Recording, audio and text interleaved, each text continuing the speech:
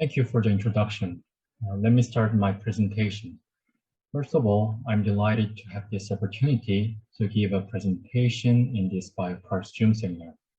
I'm Yunbeom and a PhD candidate in Professor Hilcher Yi's group. Today, I'd like to introduce a study on the ultrafast structural dynamics of homodimeric hemoglobin investigated using femtosecond time-resolved X-ray solution scattering at an X-FAB. Let me start with the brief discussion on something we are familiar with, the reaction mechanism of a chemical reaction.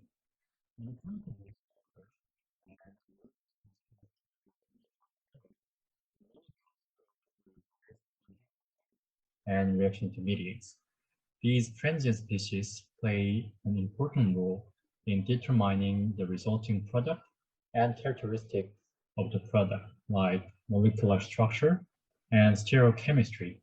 So, identifying these transition states and intermediate states can provide a clue for reaction mechanism. In other words, we can study reaction mechanism by tracking how the status of molecule changes as a function of a reaction time. In this regard, one of the most straightforward ways to study reaction mechanism is to visualize a structural change of the molecule as the reaction progresses. Structural dynamics is a field studying the structural change during a reaction and eventually reveals the reaction mechanism. By tracking time-dependent change of several structural parameters, like interatomic distances, it is possible to visualize the reaction pathways and directly determine the reaction mechanism. The traditional way of studying a reaction mechanism is using time-resolved spectroscopy. Using a pump probe scheme, the first laser pulse can initiate a reaction, and the second laser pulse can track the change of optical properties such as absorption and emission of the samples. By controlling the path length difference of two laser pulses, a well-defined time delay can be generated, and the signal can be monitored as a function of the time delay. Then, what is the difference between the traditional time-resolved spectroscopy using optical pulse as probe and the time-resolved X-ray solution scattering? Here, the characteristics of optical spectroscopy and scattering are compared. Basically, spectroscopy detects change in energy state, whereas the scattering monitors the molecular structure. Spectroscopic signal can be highly sensitive to a particular species, but sometimes this advantage translates into non-global sampling. That means certain intermediates might be optically silent and escape detection. In addition, in the case of protein sample, some spectroscopic methods are sensitive to the change of a part of protein, such as the chromophore, missing the change of the overall protein. In contrast, the scattering signal contains scattering information from all the atoms in the sample, thus providing a global picture of the reaction, although at the expense of sensitivity. Even though spectroscopic signal is more sensitive to energy state in a particular species, it is not a direct function of molecular structure. In principle, the spectroscopic signal can be predicted from a structural model, but this involves heavy load quantum calculations, and often the accuracy is not enough, even for small molecules.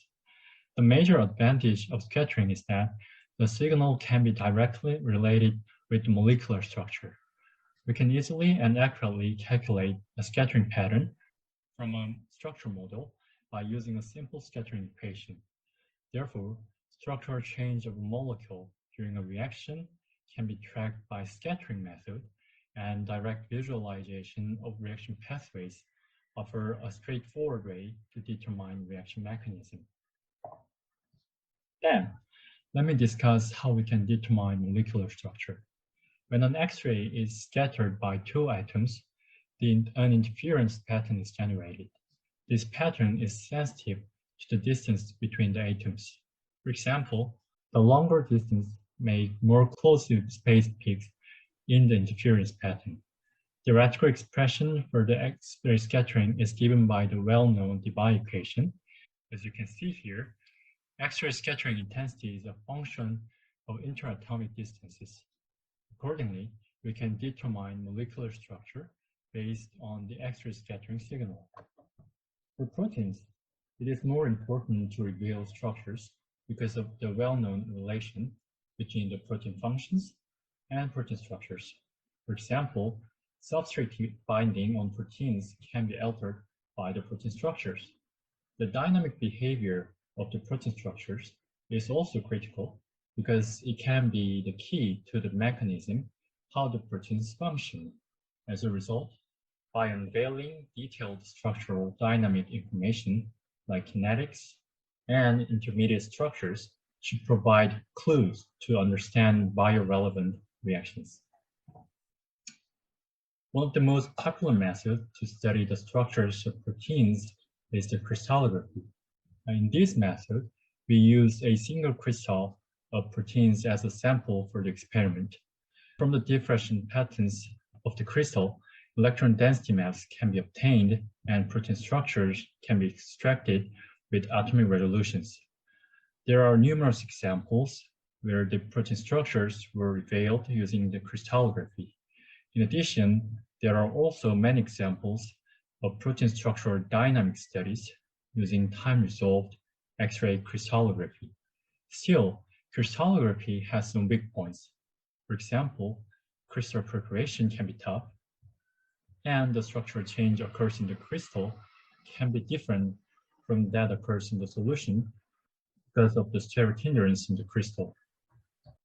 On the other hand, protein solution preparation can be much more easier than crystal preparation. In addition to easier sample preparation, using the solution-based sample is beneficial for studying protein structural dynamics in physiological conditions. In reality, most biological reactions occur in solution. So, by performing an X-ray scattering experiment on solution phase instead of protein crystals, we can study solution-based structural dynamics of proteins. However, the critical weaknesses of solution scattering is the relatively low information content.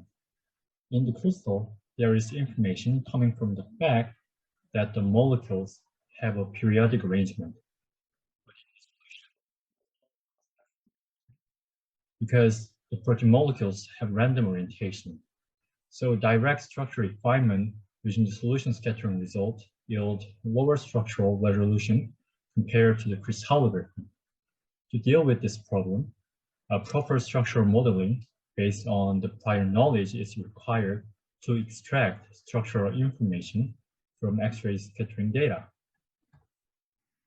Nevertheless, with proper structural modeling, X-ray scattering can still offer valuable information on protein structures, such as tertiary and quaternary structures. We can divide X-ray solution scattering signal into SOX and LOX signal according to the scattering angle. And it is known that SOX signal is sensitive to a large amplitude structural change, and LOX signal is sensitive even to a subtle structural change. Here, I present simulated scattering curves arising from the protein unfolding as small helix movements. As you can see here, a large amplitude motion.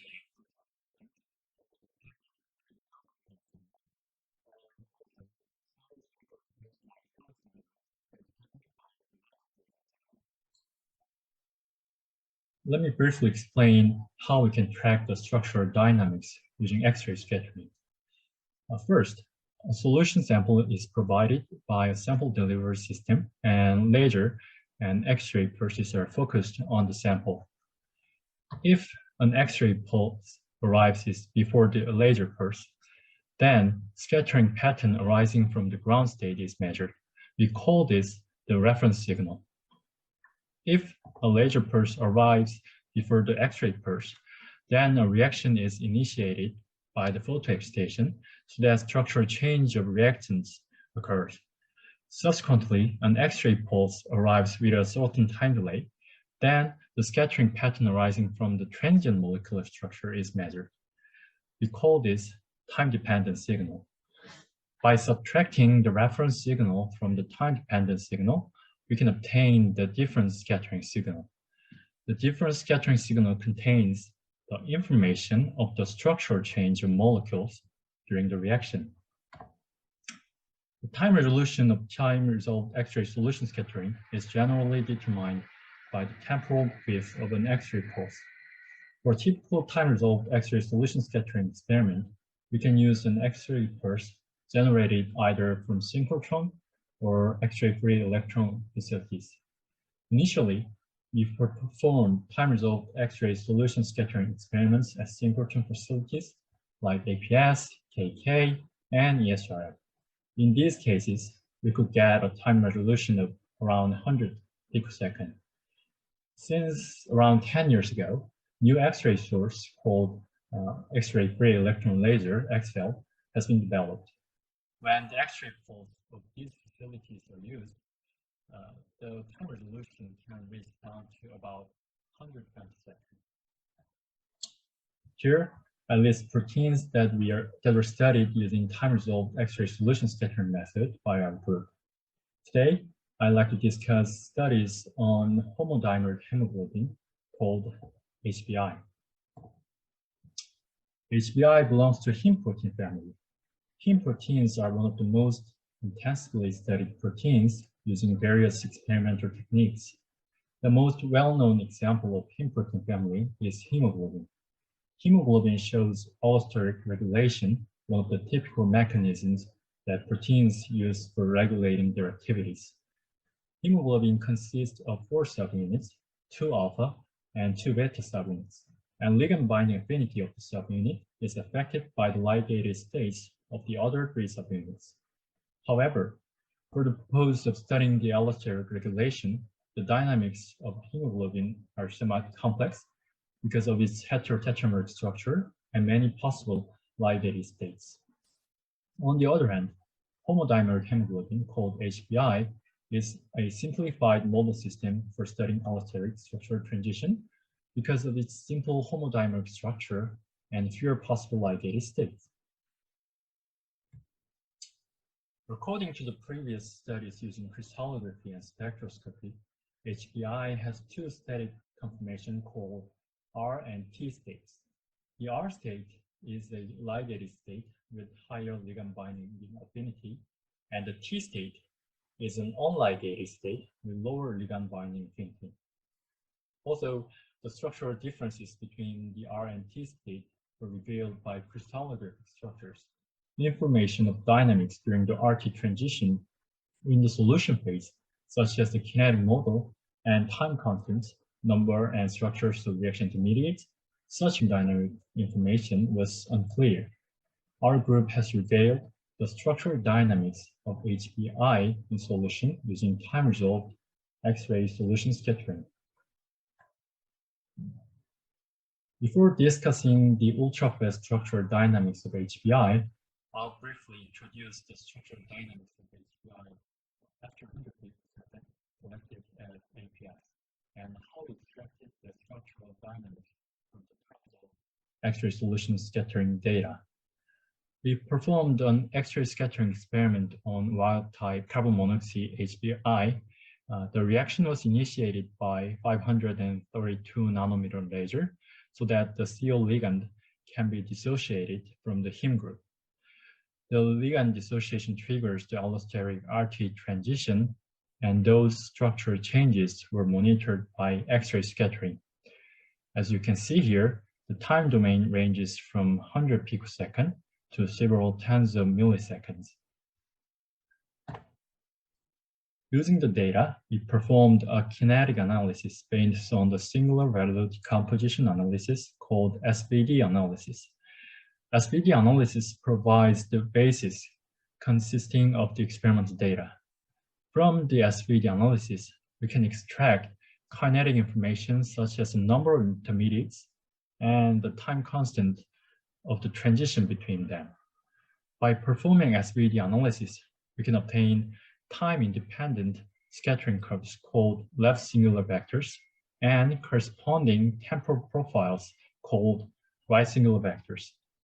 Here I present the SVD results for the time-resolved X-ray solution scattering data of wild-type HBI. We could identify that the data can be explained by three bases, indicating that there are three structurally distinguishable intermediates. Also, from the inspection of the Y-singular vectors, we could extract the time constants involved in the reaction.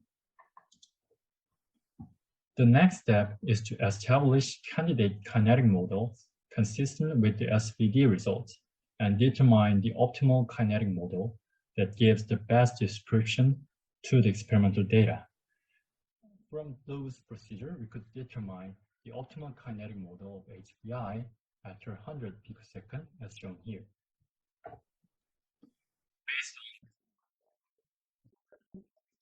The first one of each reaction intermediate along time. The second one is the species-associated difference scattering curves of reaction intermediates, which contain structural information of each reaction intermediate. Now, we know how the concentration of each reaction intermediates containing these structural information changes along time. Then our next challenge is to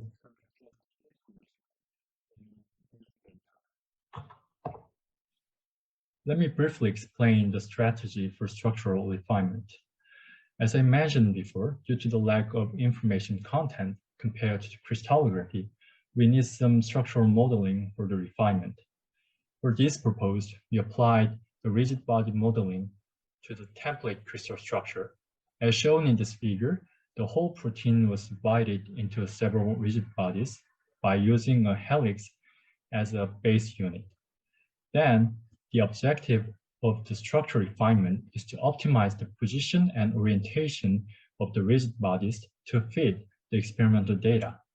The fitting was done by minimizing a target function consisting of two terms of chi-square and penalty function.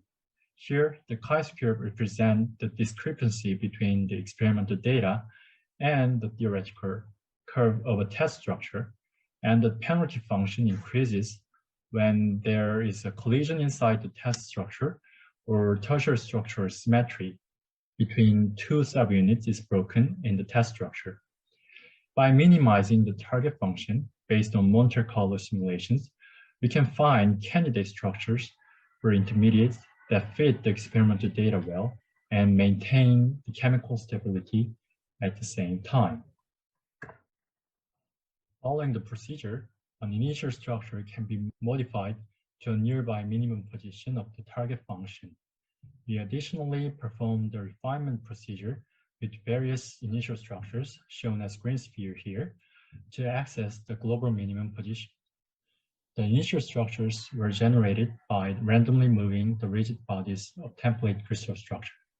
The initial structures have various conformation, as can be seen from the displacement plots of the initial structures.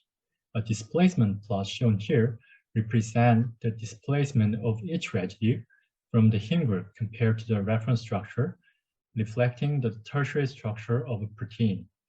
The displacement plot of the initial structure indicates that they have various tertiary structures. Naturally, the theoretical scattering curves of initial structures are not well matched with the experimental data.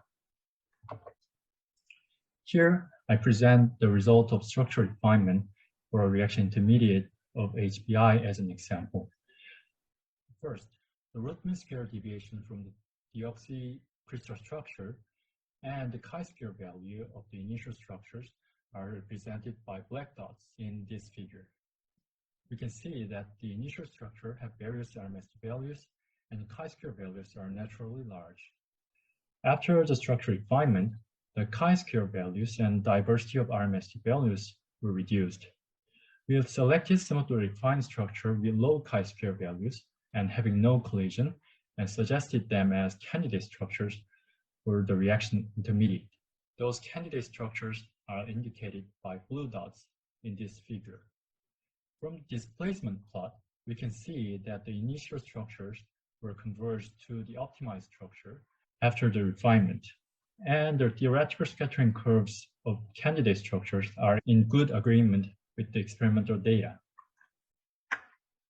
Even though I presented one of the structure refinement results as an example, in fact, structure refinement is performed for all the reaction intermediates, and we obtain the candidate structures of each reaction intermediate. As you can see here, the candidate structures show good agreement to the species-associated different scattering curves of the reaction intermediates. Using the candidate structures, we can extract the structural parameters. In the case of structural dynamics of HBI after 100 picosecond, the quaternary structural change, such as the rotation angle and hem distance, is noteworthy. For example, during the transition from I2 to I3, rotation angle increases around 3.5 degrees, and hem distance is contracted by around 1.3 angstrom. Such information can offer a hint to a key structure change of HBI during its biological function and allosteric regulation. So far, I have discussed how we analyze the time-resolved X-ray solution scattering data and the structural dynamics of HBI after 100 picosecond.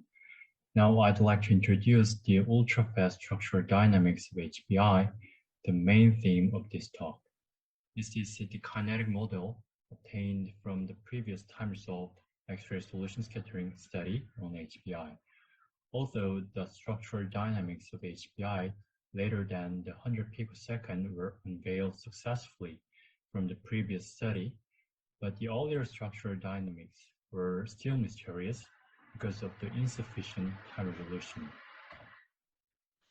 As I mentioned previously, one way to overcome such a limitation in time resolution is using a short X-ray pulse of X-cells. Indeed, the ultrafast structural dynamics of some proteins, such as photosynthetic reaction center, myoglobin, and cytochrome C, have been investigated using femtosecond time-resolved X-ray solution scattering with the emergence of X-cells.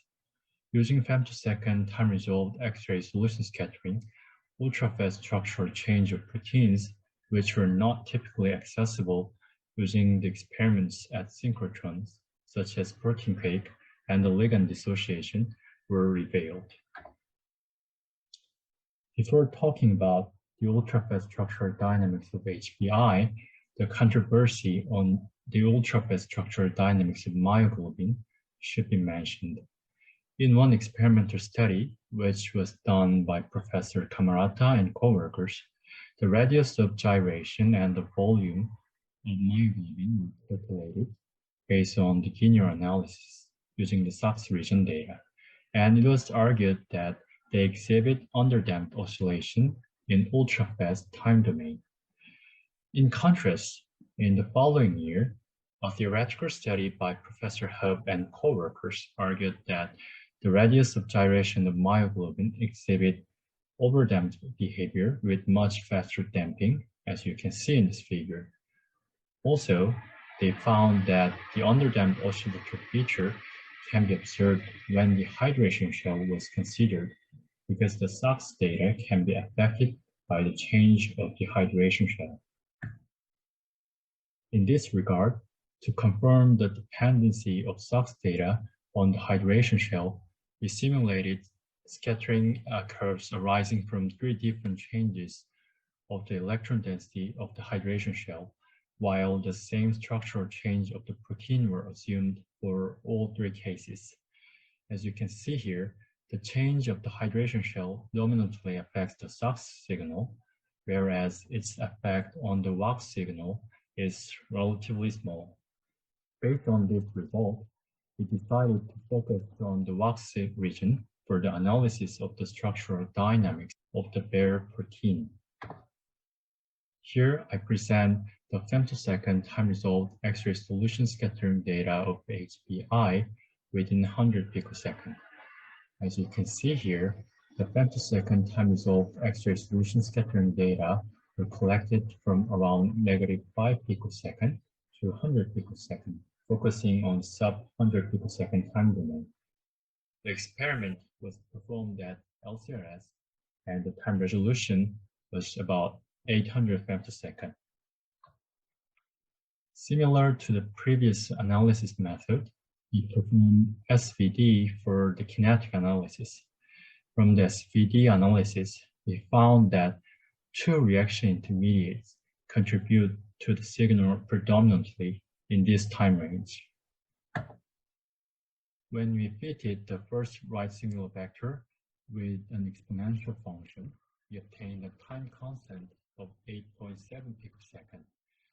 Based on the number of the reaction intermediates and the time constant for the transition, we built a sequential kinetic model where the first reaction intermediate is formed within our time resolution and it transforms to the second reaction intermediate with a time constant of 8.7 picosecond. Based on this kinetic model, we obtain the concentration profiles of the reaction intermediates and species of associated different scattering curves of the reaction intermediates, as you can see here. Then we noticed that the scattering curve of the second reaction intermediate is identical to that of I1 observed in the previous time-resolved X-ray solution scattering experiment performed at APS. So we assigned the second reaction intermediate as I1. But the first reaction intermediate has not been observed in the previous study because of the insufficient time resolution. In this study, we identified it with the aid of improved time resolution, and we termed the first reaction intermediate as I0. But this is not the end of the kinetic analysis. Typically, as you saw in the structural dynamics of HBI after 100 picosecond, the kinetics can be explained well just with the exponential functions. But in this case, along with the transition from I0 to I1, we captured an additional oscillating component overlapped with the exponential dynamics, as you can see here.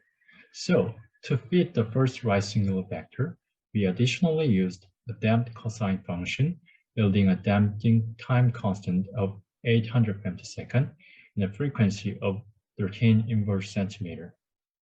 Such an oscillatory feature in the temporal profile indicates that there is a current motion of HBI.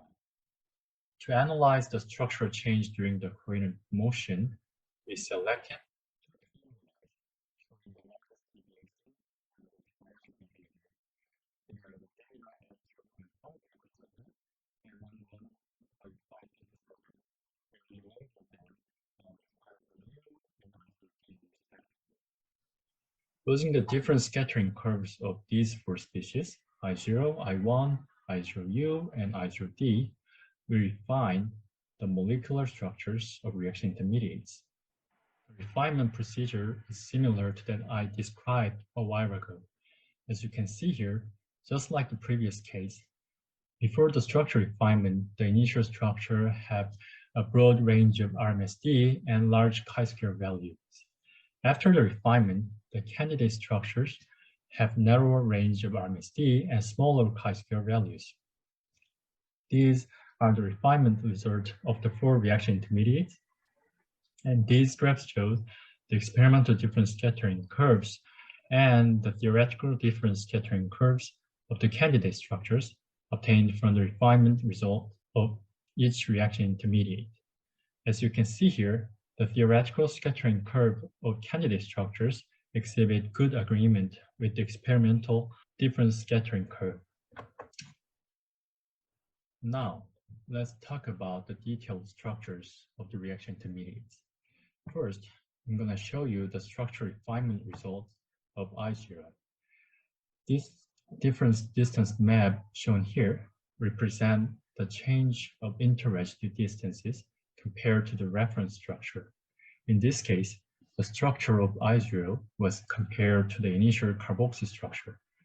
The region indicated by the green triangle corresponds to the distances between the residues in the same subunit, and the region indicated by the magenta triangle corresponds to the distances between the residues in the different subunits.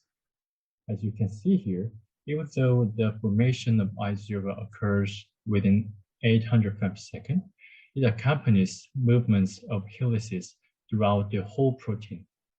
In addition, the radius of gyration and protein volume increase during the formation of I0. Such an ultrafast and global structure change can be explained by protein cake process. In protein cake theory, the structural deformation and excessive energy emerge at a focus and spread into entire protein in a cake-like manner, resulting in global structure change. In the case of HBI, the focus is the heme group, and the helices nearby the heme group, like F helix, would be perturbed first by the ligand dissociation. Then, the structural deformation is spread over entire protein. Consequently, we could observe the detailed helix rearrangement during the protein cake process. Next, I'd like to show the difference of the initial structure changes occurring in the solution and in the crystal. These two different distance maps show the initial structure change in solution and crystal with respect to the carboxy structure. The regions of the map inside the triangle look similar, but the regions outside the triangle look different. To inspect in more detail, we calculated Pearson correlation coefficients, which show a similarity between two datasets. For example, when two datasets have linear correlation, then the value approaches to 1. Conversely, if the datasets are anticorrelated to each other, then the value approaches to -1.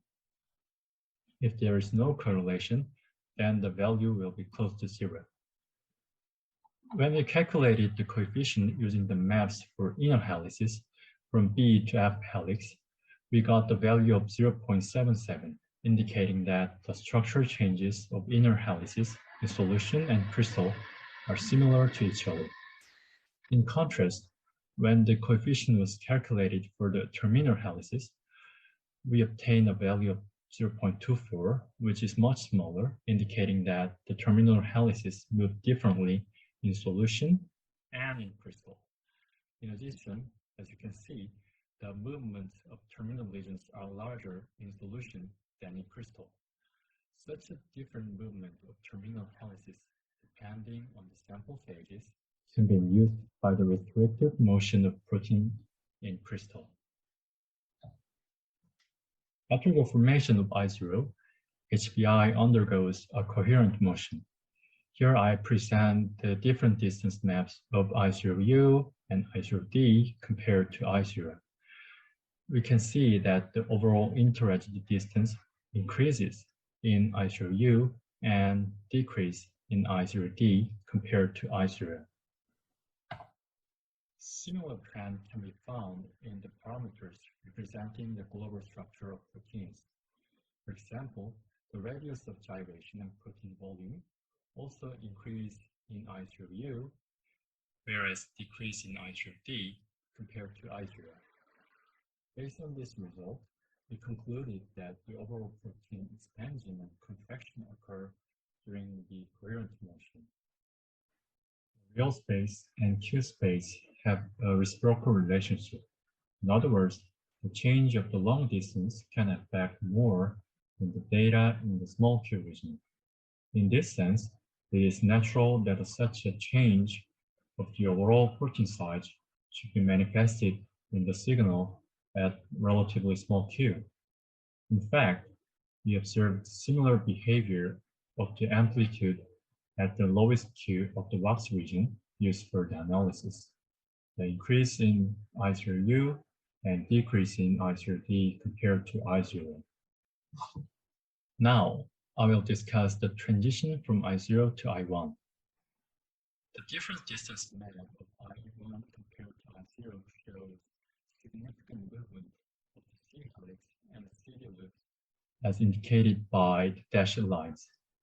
And the direction of the movement is toward the center of the protein, as the different distance map in the dashed line region show negative feature.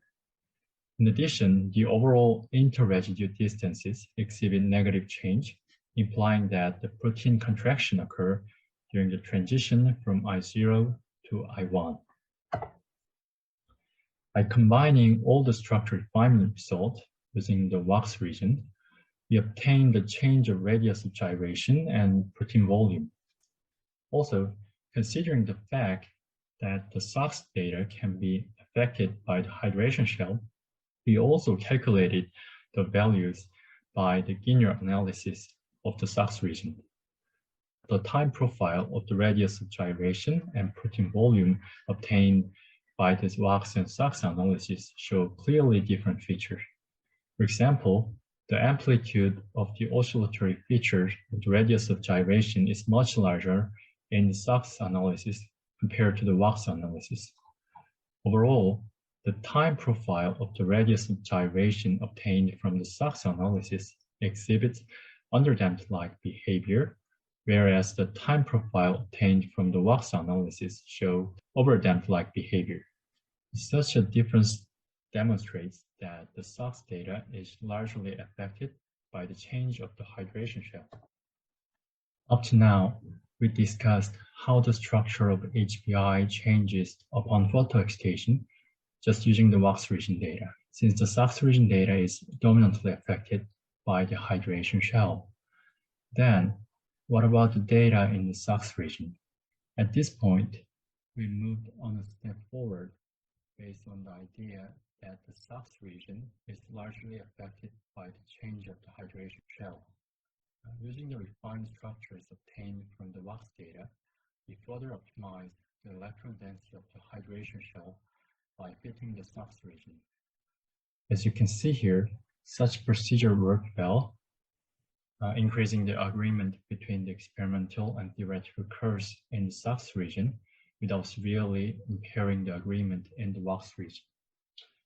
According to the fitting result, at early stage after photoexcitation, the electron density of the hydration shell decreases up to around 1.5 picosecond, and then it changes along with the formation of I1. In the ultrafast time domain, the time profile of the electron density change of the hydration shell is similar to the time profile of the volume change obtained from the linear analysis using the SOX region. Such similarity indicates that the hydration shell change can affect significantly the SOX region signal, and the change of the hydration shell can affect the linear analysis results as well. Now I'd like to summarize my talk. Using femtosecond time-resolved X-ray solution scattering, we investigated ultrafast structural dynamics of HBI. For the structural analysis of the bare protein, we used the data in the wax region, which is dominantly affected by the structural change of the protein. From the analysis, we identified a reaction intermediate, which was not detected in the previous time-resolved X-ray solution scattering study with the improved time resolution. And we elucidated that HBI undergoes the protein quake and coherent motion in ultrafast time domain. In addition to the structural dynamics of protein itself, we tracked the change of electron density of the hydration shell using the SOX region of the femtosecond time-resolved X-ray solution scattering data. I'd like to appreciate all the collaborators for this study, including our lab members and BIMLab staff. Especially, I want to appreciate Professor Hilter for his guidance and teaching during the research. This is the end of my talk. Thanks for your attention.